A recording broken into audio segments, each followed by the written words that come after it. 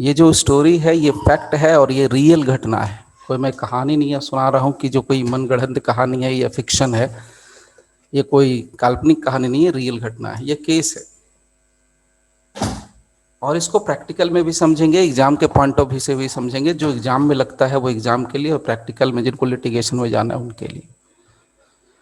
देखिए किस्सा ये है, फैक्ट ये है कि दो भाई हैं, सगे भाई, टू ब्रदर्स, सगे भाई हैं।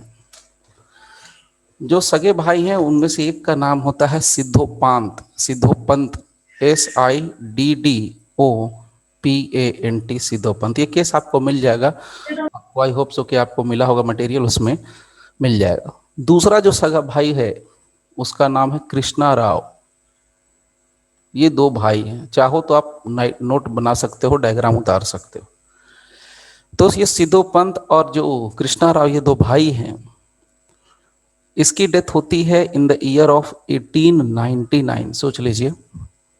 और इसका जो डेथ होता है वो 1897, यानी इसकी डेथ पहले होती है और इसकी डेथ बाद में होती है। नाउ जब ये मरते हैं, इनकी डेथ होती है, तो कुछ ना कुछ ये छोड़ के जाएंगे, कुछ संपत्ति छोड़ के जाएंगे, परिवार छोड़ के जाएंगे। सो जब ये मरे भाई साहब, सिद्धोपंत भाई साहब, तो ये अपने पीछे एक बेटा छोड़ के गए, एक बेटा। और ये बेटा भी जो था ज्यादा दिन नहीं बचा, और ये बेटे की डेथ हो जाती है 1909 में, 1901 के आसपास, 1901 में इसकी डेथ हो जाती है। अब थोड़ा इनका सिस्टम खराब चल रहा है, या यूं कहिए श्रापित है ये फैमिली। 1901 में बेटे की डेथ होने के बाद बेटे की वाइफ होती है विधवा, विडो, जिसका नाम होता है लक्ष्मी बाई, लक्ष्मी बाई।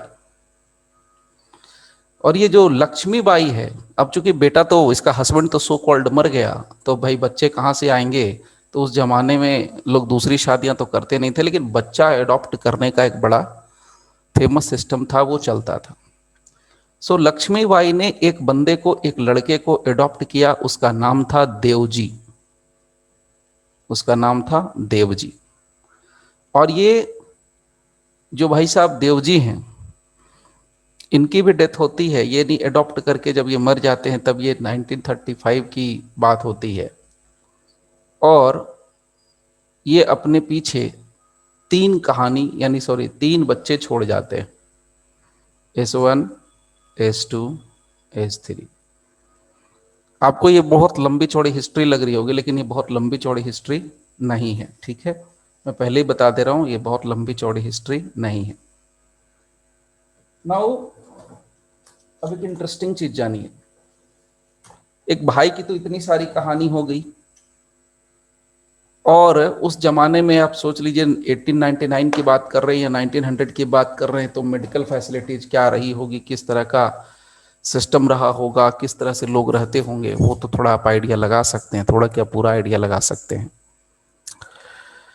सो नाउ अब एक इंटरेस्टिंग चीज यहाँ पर बहुत आती है कि इस भाई के साथ तो इतना सब कुछ हो गया, व्हाट अबाउट द अदर।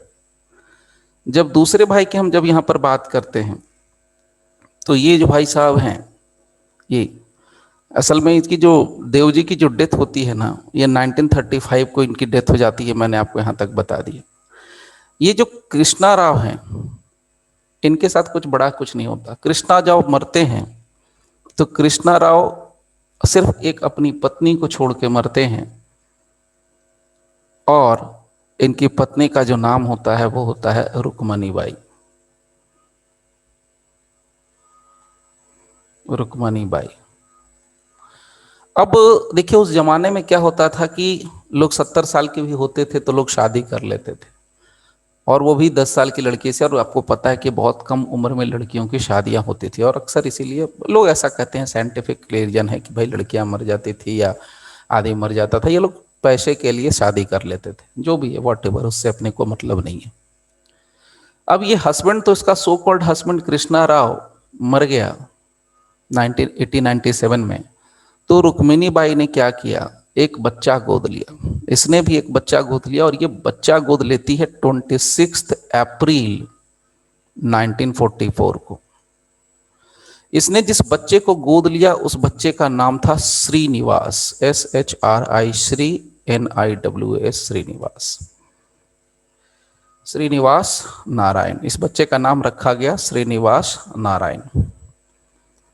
मजेदार चीज क्या है, बड़ा इंटरेस्टिंग चीज क्या है कि यहां पर ये देवजी मरते हैं 1935 में। उनके लड़के हैं S1, S2, S3। और ये देखिए रुक्मिणी बाई जो है, बच्चा गोद लेने से पहले, एडॉप्शन के पहले, इस एडॉप्शन के पहले इसने 2 मेंटेनेंस सूट फाइल किए थे। मेंटेनेंस सूट फाइल किए थे कि भाई मेरे को हस्बैंड की जो प्रॉपर्टी है वो ज्वाइंट प्रॉपर्टी थी। कृष्णा राव की जो प्रॉपर्टी थी वो सिद्धो पंत के साथ ज्वाइंट थी, तो ज्वाइंट फैमिली प्रॉपर्टी पर चार्ज हो यानी भार हो, और उसी ज्वाइंट फैमिली प्रॉपर्टी पर से मेरा मेंटेनेंस मिलना चाहिए। ऑब्वियसली ये मर गया तो खाना खर्चा कौन देगा? जो खाना खर्चा मिला उसके बाद ही बच्चा गोद लेगी। जब अपना पेट नहीं भरेगा तो बच्चे का कहां से भर पाएगी? So she filed maintenance petition. Maintenance petition file करने के बाद इसका जो मेंटेनेंस का जो पिटीशन था दैट वाज ग्रांटेड। मेंटेनेंस इसका ग्रांट कर दिया गया, कोर्ट की तरफ से मेंटेनेंस ग्रांट हो गया। नाउ अब उसके बाद ये रुक्मिणी बाई भी चल बसी, कहानी वहीं पर खत्म। आप सोच लीजिए इधर इतनी पीढ़ियां आ गई, इसमें सिर्फ एक ही आया, तो अब आप समझ सकते हैं कि कितना एज गैप रहा होगा। ये सब एग्जिस्ट करता है, उस जमाने में कुछ भी हो सकता है, आज भी कुछ भी हो सकता है। सो अब जो हमारे पास कहानी बनी उसमें ये जो बंदा है ये प्लेंटिफ है, और ये जो तीनों भाई हैं S1, S2, S3, ये तीनों मिला करके डिफेंडेंट है। कितना जबरदस्त ये सेक्शन है। लोग 13 को क्या क्या बोल के इग्नोर करते हैं या क्या बोल के छोड़ देते हैं वो मैं आपको बता दूं, तो आपने पढ़ा होगा तो आपको खुद पता होगा। सो नाउ देखिए जादू सेक्शन 13 का। अब now the point here is कि इस प्लेंटिफ ने यानी कि श्रीनिवास नारायण ने S1, S2, S3 के खिलाफ सूट फाइल कर दिया, and that suit is partition suit. Partition suit file किया और कहा कि भाई मेरे को संपत्ति का हिस्सा चाहिए। गोद लिया हुआ बच्चा था, हिस्सा चाहिए। नाउ अब ये बात आई कि भाई पार्टीशन सूट चाहिए, पार्टीशन सूट फाइल किया, तो पार्टीशन सूट से क्या चाहिए? 50% share in the family property चाहिए। और अपनी बात को साबित करने के लिए उसने प्रॉपर्टीज का डिस्क्रिप्शन भी दिया, और वो प्रॉपर्टी का डिस्क्रिप्शन यानी जो ज्वाइंट फैमिली प्रॉपर्टी थी उसका डिस्क्रिप्शन दिया। इसके अलावा 2 जजमेंट्स जो मेंटेनेंस के जो रुक्मिणी बाई ने फाइल किए थे, ध्यान से सुनना मेरी बात को, बहुत ही सीरियस इशू है, और मैं बार बार कह रहा हूं करोड़ों अरबों बर्बाद करा सकता है, नहीं तो बचा सकता है। सो 2 मेंटेनेंस पिटीशन जो फाइल हुए थे उसके जजमेंट की कॉपी भी लगाई, इस बात को साबित करने के लिए कि ज्वाइंट फैमिली प्रॉपर्टी एग्जिस्ट करती है और उसी ज्वाइंट फैमिली प्रॉपर्टी से मेरी मां को खर्चा पानी मिलता था, और मैं क्या हूं? उसी मां का बेटा हूं। बात तो बिल्कुल सही है भाई। अब आप सोचिए रुक्मिणी बाई ने जो एक अच्छा काम किया, हम लोगों के अभी हिसाब से अगर सोचें तो 2 मेंटेनेंस सूट फाइल किया, उसको खर्चा पानी मिला, मेंटेनेंस मिला, भरण पोषण मिला, वो मर गई। उसी मेंटेनेंस सूट के जजमेंट को कोर्ट में ला करके रखा। उस मेंटेनेंस सूट के जजमेंट में क्या था? उस मेंटेनेंस सूट के जजमेंट में अगर आपको अभी मैं सीधा बोलूं तो आप क्या समझेंगे? सर मेंटेनेंस सूट था तो मेंटेनेंस का पिटीशन था तो मेंटेनेंस पिटीशन, मेंटेनेंस ग्रांट हुआ, दैट्स इट। नहीं, इतनी सी बात नहीं थी जितना आप सोच रहे हैं। मेंटेनेंस के पिटीशन में मेंटेनेंस तो ग्रांट हुआ, लेकिन मेंटेनेंस कहां से मिलेगा? This was the question before the court at that time. जब रुक्मिणी बाई ने बच्चा गोद नहीं लिया था तब की बात कर रहे हैं। नाउ मेंटेनेंस कहां से मिलेगा? तो इसका आंसर रुक्मिणी बाई ने खुद कहा कि जी हमारे हस्बैंड की ज्वाइंट फैमिली प्रॉपर्टी है सिद्धो पंत के साथ, उसके भाई के साथ, और हमारी प्रॉपर्टी चूंकि ज्वाइंट है तो आप हमें ऐसा आदेश दे दो कि जो ज्वाइंट फैमिली प्रॉपर्टी है उसी में से मेरा भरण पोषण होता रहेगा। अब मैं कहीं किसी के पास तो जाऊंगे नहीं, तो मैं उसकी विडो हूं, मैं तो विधवा हूं। So this happened. अब इसी जजमेंट को, रुक्मणी बाई वाले केस के जजमेंट को उठा करके श्रीनिवास नारायण कोर्ट में केस फाइल करता है और कहता है कि भाई ये जजमेंट देखिए, इस जजमेंट के अंदर पुरानी प्रॉपर्टीज यानी जो ज्वाइंट फैमिली प्रॉपर्टीज है उसका डिस्क्रिप्शन ब्यौरा सब कुछ दिया हुआ है, जिसके बेस पर ये केस मैं फाइल कर रहा हूं। अब ये तीनों भाई उछलने लगे, S1 S2 S3 डिफेंडेंट। बोले ऐसे कैसे होता है, उसका वकील और उछलने लगा। अब सोच लीजिए कितनी बड़ी प्रॉपर्टी रही होगी। आप सोच सकते हैं ये केस अगर आ रहा है 1899 में ये लोग थे, तो कोई गरीब आदमी केस कभी नहीं करता। इस चीज को जान लीजिए आप, आज भी फैक्ट यही है। जिसके पास पैसा होता है वही केस लड़ता है, और वो भी सिविल का मैटर। सबको पता है कि सिविल सूट्स कॉस्टली होते हैं, सिविल के लॉयर ज्यादा फीस चार्ज करते हैं, सबको पता है, कोई बड़ी बात नहीं।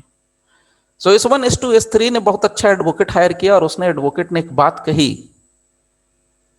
कि भाई ये जजमेंट की रेलेवेंसी यहां पर क्या है, इस जजमेंट से क्या, देखिए जजमेंट क्या लाया गया था, जजमेंट एविडेंस के तौर पर रखा गया था। जजमेंट इस बात का साक्ष्य था, अरे भाई एक सेकंड, जजमेंट इस बात का साक्ष्य था, जजमेंट इस बात का एविडेंस था कि भाई उसके पास ज्वाइंट फैमिली प्रॉपर्टी थी, और उसी ज्वाइंट फैमिली प्रॉपर्टी का वो क्या था, दावेदार था, उसी से पार्टीशन सूट फाइल कर रहा था। ये बात यहां पर इंटरेस्टिंग आ गई। तो उसके वकील ने कहा कि जनाब ये जो जजमेंट लाया गया है, जजमेंट है कहां रिलीवेंट, क्योंकि इंडियन एविडेंस एक्ट का भाई फॉर्मूला ये है कि जब तक कोई चीज आप रिलीवेंट नहीं बताओगे तब तक उसको तो हम छूने नहीं जाएंगे, एडमिशन की बात ही दूर। सो पहले कनेक्शन बताओ, रिलेवेंसी बताओ, उसके बाद हम कुछ आगे कर सकेंगे। तो इसके वकील ने कहा, निवास नारायण के एडवोकेट ने कहा कि भाई ऐसा है कि जो ये आपका जजमेंट है ये सेक्शन 13 के अंदर रेलिवेंट है। उसने कहा नहीं, रेलिवेंट नहीं। ये मैटर उठते उठते चला गया कहां, सुप्रीम कोर्ट तक। सुप्रीम कोर्ट में 1954 की बात मैं बता रहा हूं, AIR 1954, उस टाइम पर जाकर के सुप्रीम कोर्ट ने कहा कि no, this judgment is relevant. ये जजमेंट सेक्शन 13 के अंदर रिलीवेंट है। अब जजमेंट कहां से रिलीवेंट हो गया, सोचना जरा। यानी जजमेंट रिलीवेंट है मतलब जजमेंट में जो प्रॉपर्टी का डिस्क्रिप्शन है वो रिलीवेंट है। जजमेंट है तो जजमेंट में क्या लिखा है, जजमेंट में अचल संपत्ति, इमूवेबल प्रॉपर्टीज का ब्यौरा था, डिस्क्रिप्शन था। तो वो जजमेंट रिलीवेंट हो गया, मतलब कि वो इमूवेबल प्रॉपर्टी एग्जिस्ट करती है और वो ज्वाइंट फैमिली प्रॉपर्टी थी, तो भाई उससे उसको क्या मिल जाएगा, प्रॉपर्टी का हिस्सा मिल जाएगा। तो पार्टीशन सूट जीत गया। अब आप सोचिए कि वो संपत्ति कितने की रही होगी, वो प्रॉपर्टी कितने की रही होगी, यू कैन इमेजिन, उसी से आप आइडिया लगा सकते हैं। तो सोचिए सेक्शन 13 क्या करा दिया। अगर ये सेक्शन 13 के अंदर अगर नहीं फॉल करता मैटर, ये जजमेंट अगर सेक्शन 13 में अगर रिलेवेंट नहीं होता, तो ये जो गोद लिया हुआ बच्चा है ना निवास नारायण, इसको कुछ नहीं मिलता, जीरो, बेकार हो जाता। कितनी बड़ी बात कर गया सेक्शन 13। सोचिए एक जजमेंट से आप करोड़ों बचा सकते हैं, करोड़ों नहीं तो गंवा सकते हैं। ये तो एक बार और कीजिए, समझ में आपको शेयर करूंगा, ठीक है, जस्ट अ सेकंड होल्ड करिए। यानी करोड़ों की प्रॉपर्टी को यहाँ पर या तो आदमी बचा सकता है या तो गवा सकता है सेक्शन 13 की वजह से, सिर्फ ओनली सेक्शन 13। और ये जजमेंट को रिलेवेंट कर देता है। बहुत बड़ी बात है कि जजमेंट को रिलेवेंट इसने कर दिया। इसी तरह का एक और मसला आता है, वो भी मैं आपको शेयर करता हूँ। नाउ उस केस में क्या कहानी है वो भी जरा जान लीजिए। इसी तरह का सिविल मैटर है, लेकिन वो भी आपको बड़ा मजेदार लगने वाला है। देखिए एक महंत टाइप का पर्सन है, महंत टाइप का क्या, महंत ही है। उस महंत का नाम था किशोर दास। किशोर दास नाम का एक महंत। ये जो मैं केस बता रहा हूं ये भी 1954 में सॉरी 58 का केस है, नहीं 54, सॉरी 54 है, 1954। और ये मैटर भी सुप्रीम कोर्ट से डिसाइडेड है। नाउ ये जो किशोर दास महंत हैं, अब ये महंतगिरी करते हैं, महंतों का काम आपको पता है। एक ठाकुरबाड़ा के महंत थे, ठाकुरबाड़ा आप समझते हैं, ठाकुर जी बोलते हैं भगवान को, तो ठाकुरबाड़ा के ये महंत थे। इनकी डेथ हो जाती है 4 अप्रैल 1945 को। He died on 4th of April 1945। Kishordas महंत जब जिंदा थे अपने जीवन काल में, अपने लाइफ में, उन्होंने अपना एक प्रॉपर्टी जो है लीज पर दिया था। लीज पर दिया था, वही रिलीजियस पर्पज से, एंडाउमेंट के पर्पज से। नाउ अब तो ये मर गए, तो ये लीज की प्रॉपर्टी तो लीज पर थी। अब देने वाला लेसर मर गया, लेसर डाइड, लेसर मर गया। इनका एक भतीजा था किशोरदास का, भतीजा, भतीजा समझते हैं ना, नेप्यू। सो भतीजा था जिसका नाम था शीतल दास। ये शीतल दास भी महंतगिरी में ही एक तरीके से था, और इनका चेला एक तरीके से बन गया था। चेला समझते हैं, चेला तो होता ही है, साधु संतों के बीच में चेला और गुरु वाला रिश्ता रहता है। सो इसको लोग भतीजा चेला कहते थे। भतीजा चेला मतलब रिश्ते में भतीजा था, चेला चेला था, तो इसको भतीजा चेला कहा जाता था शीतल दास को। तो भाई साहब शीतल दास ने देखा कि भाई बड़ी करोड़ों अरबों की प्रॉपर्टी है, उस समय के हिसाब से लाखों की प्रॉपर्टी थी, 45 के टाइम की बात है। सो लाखों की प्रॉपर्टी, लैंड जो है वो दी गई है लीज पर। हो सकता है कि लेसर, ऐसा होगा, मैं ये मान के चलता हूं, लेसर शायद छोड़ नहीं रहा होगा फिजिकल पोजीशन में भी। सो इसने क्या कर दिया, एक दिमाग लगाया, और लीज जो दिया था किशोर दास ने, उस लीज को कैंसिल करने के लिए, ध्यान से सुनिएगा, उस लीज को कैंसिल करने के लिए, so cancellation of the lease, lease को कैंसिल करने के लिए इसने एक सूट फाइल किया सिविल कोर्ट में। ग्राउंड ये था कि जो लीज है, उसने बोला कि ये कलरेबल है। कलरेबल का मतलब हो गया कि भाई ये लीज पर तो हमने प्रॉपर्टी दी है, लेकिन जो इसमें ट्रांजैक्शन हुआ है वो बिना कंसिडरेशन के हुआ है। जो लीगल रिक्वायरमेंट चाहिए, जो लीगल नेसेसिटीज चाहिए, वो सब नहीं। नाउ कोर्ट ने कहा भाई ठीक है, ये तो मान लिया तुम्हारी बात को कि तुम लीज के कैंसिलेशन के लिए आए हो, this is the truth, but who are you? तुम्हारा किशोर दास जो बंदा है वो तो मर गया। अगर वो आता सामने से तो ये क्वेश्चन नहीं निकल के आता कि शीतल दास कौन है, हु आर यू, और तुम कौन हो भाई लीज कैंसिल कराने वाले। पहले अपनी आइडेंटिटी साबित करो इस बात के लिए कि शीतल दास कौन है और शीतल दास का उस लैंड से लेना देना क्या है, क्योंकि ये बात डिफेंडेंट ने रेज करी। डिफेंडेंट का नाम था संत राम, मैं ये भी नाम बता दे रहा हूं, संत Ram was the defendant. So defendant ये रेज करी कि पहले ये कौन है, किशोर दास ने मुझे दिया है, तो ये कौन आता है भाई सामने से बोलने वाला, जब वो लीज देके गया तो। नाउ अब सवाल हो गया इसकी आइडेंटिटी पर। अब सोचिए किसी की आइडेंटिटी पर कुछ हो तो इसने कहा कि जनाब मैं भतीजा चेला हूं। कौन हूं? मैं भतीजा चेला हूं किशोर दास का। तो बोलने से तो नहीं चलेगा, तो भतीजा चेला हूं किशोर दास का, इस बात को साबित करने के लिए तुम्हारे पास क्या है? ध्यान से समझना, लीगल पॉइंट पकड़ना भाई। मैं भतीजा चेला हूं, इस बात को साबित करने के लिए क्या चाहिए? तो भतीजा चेला हूं, what is this? This is relationship. Relationship यानी रिलेशनशिप को साबित करने के लिए क्या चाहिए? भतीजा चेला हूं, ये रिलेशनशिप है, ये रिश्ता है, रिश्ता को साबित करने के लिए क्या चाहिए? तो शीतल दास क्या करता है, एक जजमेंट लेके जाता है, अगेन जिसमें भी जजमेंट है। शीतल दास इस रिलेशनशिप को साबित करने के लिए एक जजमेंट लेके जाता है। उस समय का पुराना जजमेंट था किसी कोर्ट ऑफ सब जज का। सब जज समझते होंगे आप लोग, सब जज उस सीजीएम के लेवल का होता है, सिविल जज, उसी को सब जज बोल देते हैं। तो सब जज की कोर्ट का जजमेंट लेके गया था, जिसमें किशोर दास का जिक्र था, और किशोर दास जो जीवित था, किशोर दास और किसी और थर्ड पर्सन विद्या करके कोई पर्सन था या पर्सन थी, उसका जिक्र था। सो उस जजमेंट में किशोर दास और विद्या ये दोनों प्लेंटिफ थे। और उसके बाद उसकी हिस्ट्री में उसमें दिया हुआ था कि जो शीतल दास के जो दादा थे वो भी रिश्ते में जुड़ रहे थे, यानी कि भतीजा का रिश्ता दिखाने के लिए उसको दादा से कनेक्ट करके दिखाना था। सो दादा से कनेक्ट करके दिखाना था, यानी कि दोनों के पूर्वज एक ही थे, मैंने दोनों के पूर्वज एक ही थे। जो मेरे दादा थे वो, भाई ऑब्वियस सी बात है, अगर ये ग्रैंडफादर हैं, इसके दो बच्चे हैं S1 और S2, दो लड़के हैं। S1 का एक बेटा हो गया S1A और S2 का बेटा हुआ S2A। तो ये दोनों आपस में भाई भाई, तो ये क्या लगेगा, एक ये जो है इसके लिए भतीजा लगेगा, S2 का भतीजा हो गया S1, कॉमन सेंस। तो यहां तो सेम है ना, ग्रैंडफादर तो सेम है।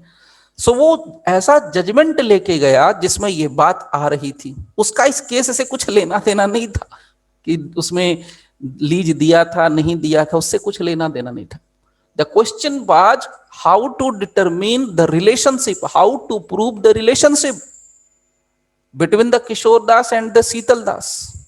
तो जजमेंट लेके गया, फिर डिफेंडेंट संतराम कूदने लगा कोर्ट में, बोलता ये कैसे होगा, उस जजमेंट का की रेलेवेंसी क्या है, उससे क्या मतलब है, वो केस से क्या मतलब है। तो इस यही लड़ाई झगड़ा चलते चलते सुप्रीम कोर्ट चला गया। सुप्रीम कोर्ट में सीधा लॉ के पॉइंट पर बात हुई कि भाई ये जो जजमेंट लाया गया है शीतल दास के तरफ से, whether this judgment is relevant or it is not relevant. Court ने क्या कहा होगा, कोर्ट ने कहा कि this judgment was relevant. The court held that the judgment itself relevant and it can be received in evidence. Judgment is relevant and it can be received in evidence. मेरी बात को फिर से रिपीट कर रहा हूं, judgement itself is relevant and it can be received in evidence.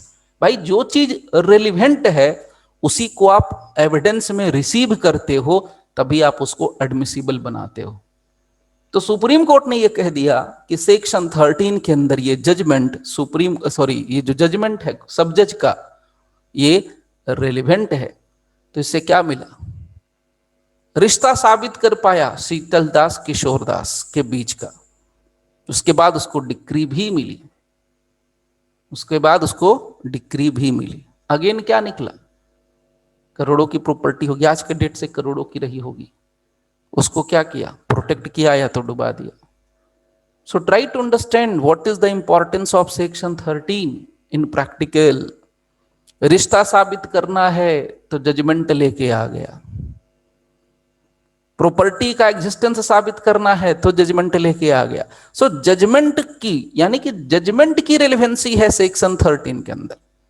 अब आपको अगर मैं सेक्शन 13 दिखाऊंगा तो आप कहेंगे सब जजमेंट वजमेंट तो कहीं लिखा नहीं है, और फैक्ट सही बात है, जजमेंट टर्म कहीं आ नहीं रहा है सामने से, कहीं है आपको दिखता है कहीं जजमेंट। लेकिन क्या जो एडवोकेट इतने बड़े बड़े कारनामे करके गुजर गए होंगे, उन्होंने जो ये दिया और जो सुप्रीम कोर्ट ने फैसला दिया वो सब गलत तो है नहीं। इट मीन्स अगर even though there the word judgment is not here, but still something is here, जिसकी वजह से जजमेंट क्या होता है, रेलिवेंट होता है, अंडर सेक्शन 13 रेलिवेंट होता है। तो आप समझ गए होंगे कि क्या मतलब है, क्या मायने बनते हैं सेक्शन 13 समझने का। तो अगर आपके पर्सनल इश्यूज में अगर कहीं कोई ऐसा इशू है या आप लिटिगेशन करते हैं किसी क्लाइंट के लिए, तो आप इसका इंपॉर्टेंस समझ सकते हैं। अब इसका जरा हम लोग एग्जाम के पॉइंट ऑफ व्यू से जरा क्वेश्चन आंसर समझते हैं कि क्या है एग्जाम के पॉइंट ऑफ व्यू से इसकी पूरी कहानी। नाउ लेट्स सी, सेक्शन 13 को जब आप डील करेंगे तो सेक्शन 13 में एक बात बड़ी इंटरेस्टिंग कही गई है कि वो फैक्ट, ध्यान से समझना, आप लोग जो पढ़ के बैठे होंगे शायद हो सकता है कि जो मैं बोल रहा हूँ वो आपको थोड़ा अटपटा लगेगा, क्योंकि हम लोगों ने या जो कॉलेज लाइफ में जो पढ़ा है, जो रटा है या जो बताया गया है, वो थोड़ा सा उसी टाइप से है जो हम लोग समझ के बैठते हैं। अब उसी टाइप का मतलब ही बता रहा हूं। यहां पर कहा गया है कि facts relevant when right or custom is in question. बात को समझना, आपको पहले एग्जांपल दे दिया, when right or custom is in question. भाई right right right is in question. Mahant वाला केस, शीतलाल, उसके राइट पर, उसके अधिकार पर ऑब्जेक्शन लगा दिया था, उसके राइट पर क्वेश्चन मार्क कर दिया कि हु आर यू शीतलाल, तुम कौन हो भाई, तुम कहां से आगे टहलते फिरते घूमते फिरते जो लीज कैंसिल कराने का सूट फाइल कर रहे हो। भाई किशोर दास ने दिया है, तुम कहां से आ गए।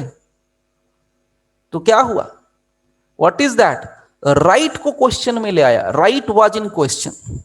तो क्या बोला इसने, सेक्शन 13 क्या कहता है, वो फैक्ट, वो तथ्य, वो बातें रिलेवेंट होंगी जिसमें राइट क्वेश्चन में आ जाए, जिसमें राइट पर क्वेश्चन मार्क लग जाए, जिसमें किसी कस्टम के ऊपर क्वेश्चन मार्क लग जाए।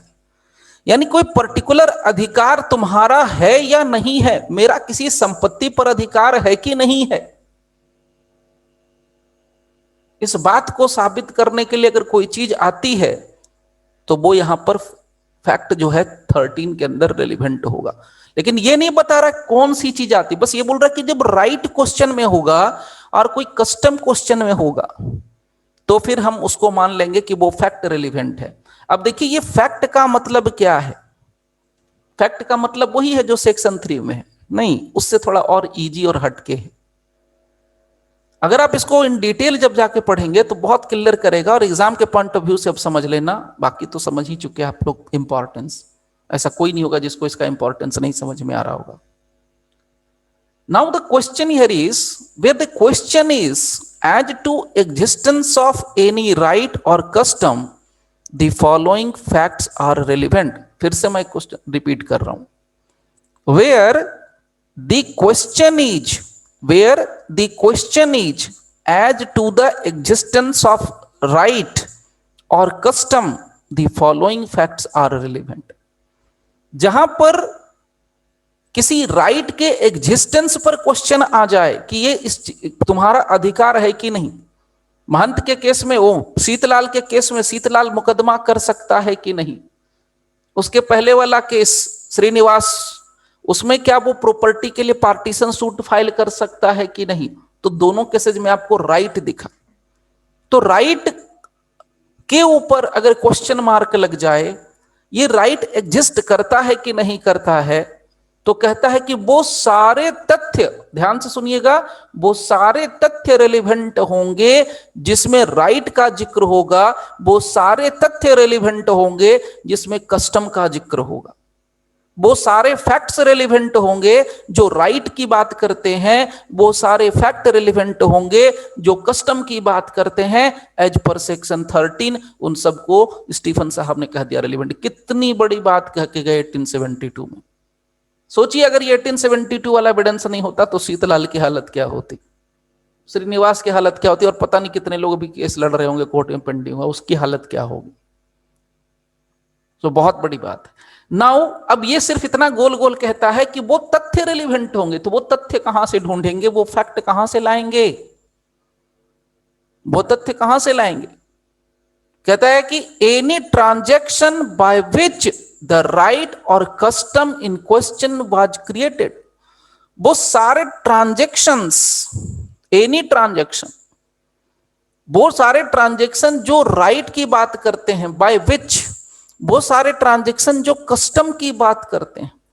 यानी हमारे लिए राइट इंपॉर्टेंट नहीं है, ट्रांजैक्शन इंपॉर्टेंट है। फिर से रिपीट कर रहा हूं, कहीं कंफ्यूजन मत लेना।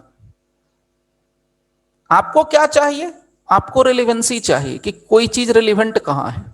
आप जज हैं, आप रिलेवेंट ढूंढते रहेंगे। रिलेवेंसी की बात करी तो बोला कस्टम वाला पार्ट कहां रिलेवेंट है, तो बोले सेक्शन 13 में।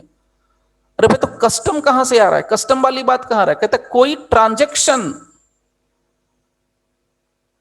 अगर हम इसको उल्टा भी ले लेंगे तो भी चलेगा इस एरो से, यानी पहले ट्रांजैक्शन फिर कस्टम फिर रेलिवेंसी। यानी कोई ट्रांजैक्शन रेलिवेंट होता है और वो ट्रांजैक्शन कस्टम की बात करता है तो इसीलिए वो कस्टम भी रेलिवेंट हो जाता है, ऐसे समझिए बिल्कुल आराम से। अभी बताऊंगा ट्रांजेक्शन, कस्टम, रेलिवेंट, बहुत इंपॉर्टेंट सेक्शन है और डिटेल में बताऊंगा आपको। सो एनी ट्रांजेक्शन, यहां पर किसको पकड़ना है? ट्रांजेक्शन को। So any transaction by which the right or custom in question was created. So कोई भी ऐसा ट्रांजेक्शन जिससे राइट क्रिएट होता है, कोई भी ऐसा ट्रांजेक्शन जिससे राइट क्लेम किया जा सकता है, कोई भी ऐसा ट्रांजेक्शन जिससे राइट मॉडिफाई किया जा सकता है, कोई भी ऐसा ट्रांजेक्शन जिससे राइट को रिकॉग्नाइज किया जा सकता है, कोई भी ऐसा ट्रांजैक्शन जिससे राइट असर्ट किया जा सकता है या डिनाई किया जा सकता है, और which was inconsistent with its existence, तो वह सारे ट्रांजैक्शंस क्या होंगे? रेलिवेंट होंगे। उसी तरीके से कस्टम के साथ ऐड कर देना है। तो एक बात तो ये हो गई clause number A. Now clause number B क्या बोलता है? Particular instances in which the right or custom was claimed. Particular instances in which the right or custom was claimed. यानी वो पर्टिकुलर इंस्टेंसेज का मतलब यहां पर सिंपल होता है उदाहरण, एग्जाम्पल। लेकिन वो पर्टिकुलर इंस्टेंसेज जिसमें राइट और कस्टम को क्लेम किया गया, रिकॉग्नाइज किया गया, एक्सरसाइज किया गया, और विच इट्स एक्सरसाइज वाज डिस्प्यूटेड, जहां असर्टेड और डिपार्टेड, तो वो पर्टिकुलर इंस्टेंसेज भी रिलेवेंट होंगे। तो आपको कुछ नहीं करना है। सेक्शन 13 जो है बेसिकली बहुत ध्यान से समझेंगे तो 2 मिनट में समझ में आएगा। दो चीजों पर फोकस करता है। अगर आप सोच रहे हैं जो मैं क्या लिखने जा रहा हूं तो फिर आप समझ गए होंगे। पहली बात, ट्रांजैक्शंस। सेक्शन 13 ट्रांजैक्शंस, और दूसरा पर्टिकुलर इंस्टेंसेस। पर्टिकुलर लिखना जरूरी है। सेक्शन 13 कहता है कि किसी भी ट्रांजैक्शन को और किसी भी पर्टिकुलर इंस्टेंस को हम रेलिवेंट मानेंगे। लेकिन कब मानेंगे रेलिवेंट, ये भी तो क्वेश्चन है ना, आप पूछेंगे मेरे से, सर ये ट्रांजैक्शन और पर्टिकुलर इंस्टेंस कब रेलिवेंट हो जाएंगे सेक्शन 13 में? आंसर बड़ा सीधा है भाई, ये ट्रांजैक्शन और पर्टिकुलर इंस्टेंस तब रेलिवेंट हो जाएंगे जब इन ट्रांजैक्शंस की वजह से कोई राइट या कस्टम क्रिएट होता होगा, कोई राइट या कस्टम क्लेम किया जा सकता है, मॉडिफाई किया जा सकता है, रिकॉग्नाइज किया जा सकता है, तो हम उसको सेक्शन 13 के अंदर क्या कर देंगे? मान लेंगे कि रेलिवेंट है। मानना क्या है? वो है रेलिवेंट है, लीगली रेलिवेंट है। याद कीजिए शीतलाल वाला केस, याद कीजिए श्रीनिवास का केस। तो शीतलाल के केस में क्या था? एक राइट था, राइट का झगड़ा था। भाई तुम्हारा अधिकार क्या है?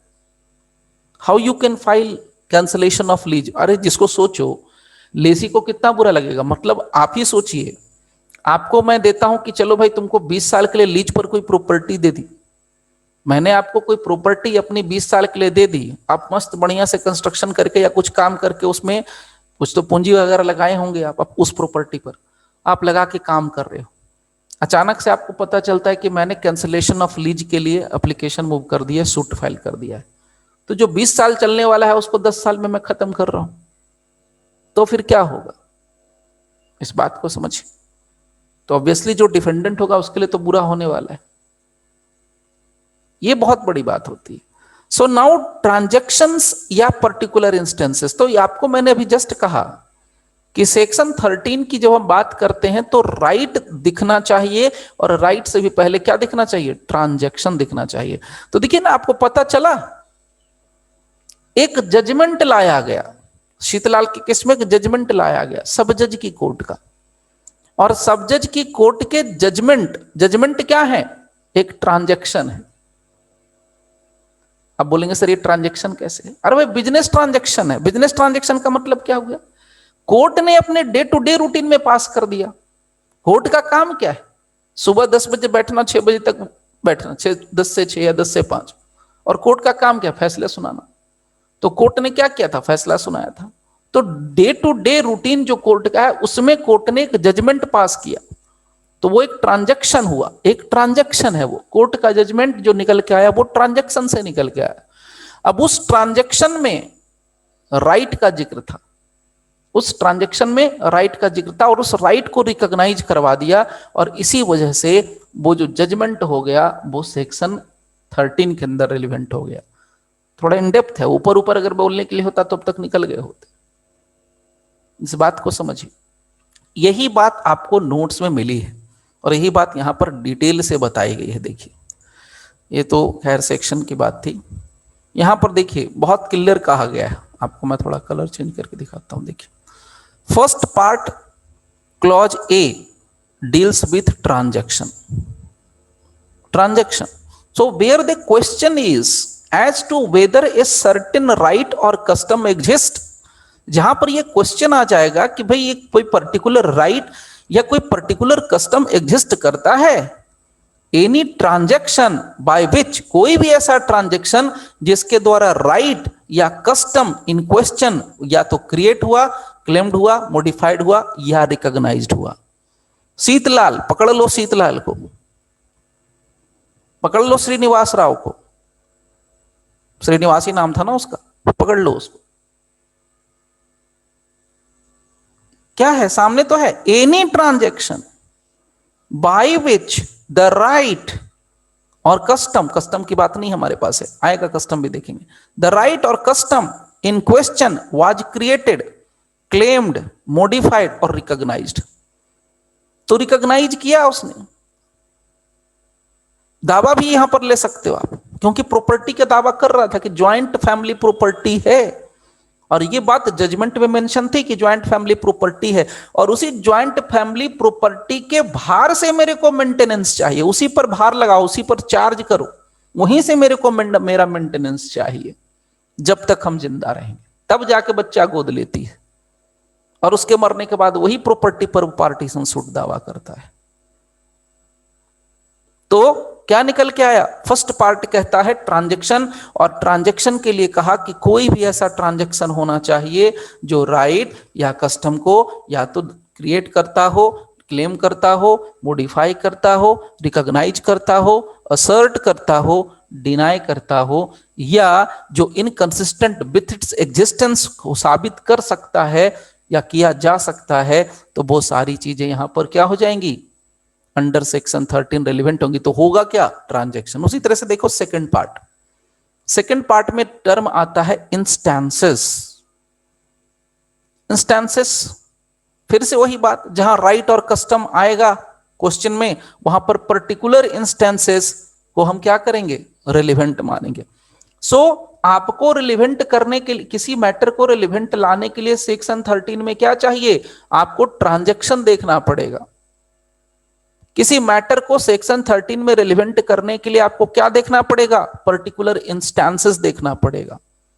तो अगर वो पर्टिकुलर इंस्टेंसेस या वो पर्टिकुलर ट्रांजैक्शन, ट्रांजैक्शन में राइट और कस्टम की बात होती है तो वो ट्रांजैक्शन रिलेवेंट है।